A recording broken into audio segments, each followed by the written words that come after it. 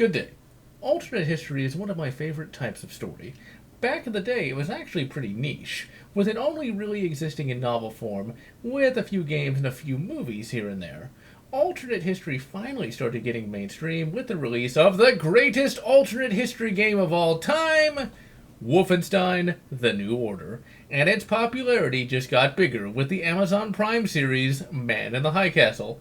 Alternate history, like with sci-fi, can age as time goes on. Man in the High Castle is a product of its time. When it was released, many aspects of World War II were still top secret, so Philip K. Dick didn't know just how badly Germany and Japan were outmatched by the industrial production of the United States.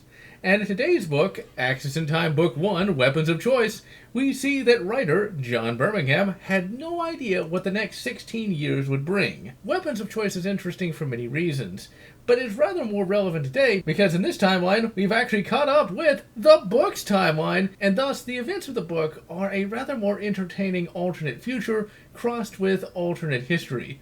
So now, let's crack it open and take a look at a world that never was and never will be. The first novel in the Axis in Time trilogy begins in the space year 2021. Oh my god, so many technologies! In 2021, as seen from 2004, tablet computers are common, but they're called FlexiPads. Later novellas will give them Apple and Google branding. And the internet is now fully integrated in people's lives. VR is common as well, with a sort of super Google Glass being popular. There is still trouble in the Middle East, and there are still wars going on there. However, unlike in our timeline, the Middle East conflicts are much worse. By far the biggest difference is the fact that military tech is way more advanced, and the 2008 election was way different. Instead of Barack Obama, Hillary Clinton was elected, and in the book, an admiral in the U.S. Navy says she was the greatest wartime president, and at some point she was assassinated, and an aircraft carrier was named after her. The U.S. Navy has somehow cracked nuclear fission by 2021! Not only that, but Metal Storm has become a thing. Remember that from the early 2000s? I sure do! It's a gun that electronically fires bullets! It got a lot of hype after it was stated that it could fire 1 million rounds per minute.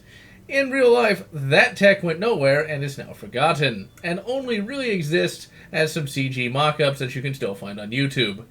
The ships in this world have AI. Yes, AI exists in 2021. Also, we got directed energy weapons, railguns, and other bits of super tech that somehow exist in 2021. Also, power armor and caseless ammo rifles. And for some reason, Prozac gum is now over the counter, and body-regulating implants have been invented so that men and women can crew ships together without their sex drives making all sorts of little sailors. There are also FTL drive experiments. In our 2020, the best we have is VR chat. The novel begins with a multinational task force headed up by Admiral Colehammer.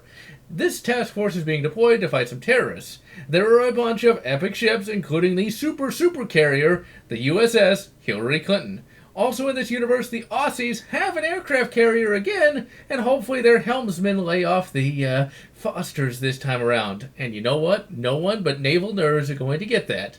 One of the vessels in the task force is a science ship that is conducting FTL experiments, and the scientist succeeds in creating a wormhole, but instead of going through space, it instead goes through time, and instead of it being localized, it's an area of effect that sends the fleet all the way back to just before the Battle of Midway. The story is an ISOT, which is an alternate history term where a group from one universe or timeline is sent to another universe or timeline, and the multinational fleet gets sent through time, and they bump into the World War II U.S. fleet, and high explosive wackiness ensues.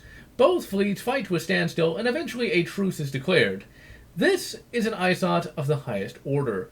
Many ISOTs are unbalanced. The good guys usually get all that sweet gubbins and stomp the bad guys. Not so here. The wormhole drops a couple of ships off for the bad guys to use. The National Socialist Germans get a French ship, the Union of Soviet Socialist Republics get a British ship, and Stalin wastes no time in torturing the foul capitalists. And the Japanese get a couple of Indonesian ships.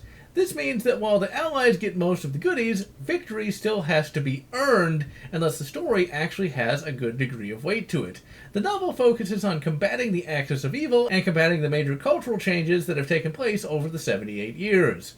Coalhammer has to play a dangerous game to keep his people safe from the downtimers due to the differences in laws and things of that nature, and eventually gets a bit of California turned into a special economic zone so that his people can live in peace.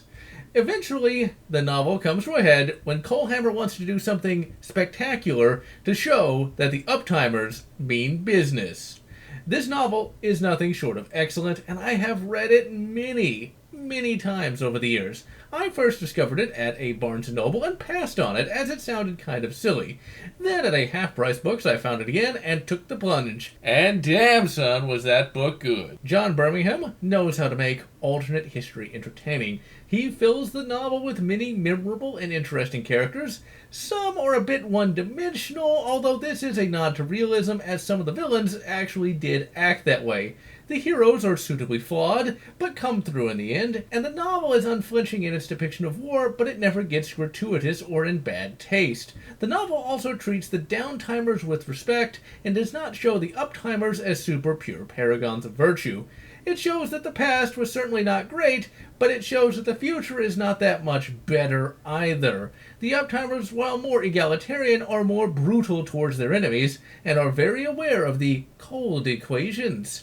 The downtimers are of course suitably racist, sexist, blah blah blah, but there are a few good ones here and there. The interactions between the uptimers and downtimers are almost as entertaining as the battle sequences, and they are well paced and never go on over long and are really bloody exciting.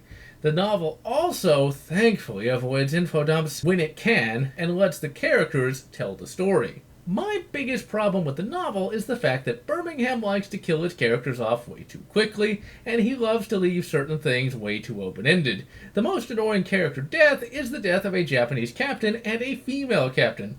Both are built up as really cool characters, and both are built up as stress points between the uptimers and downtimers.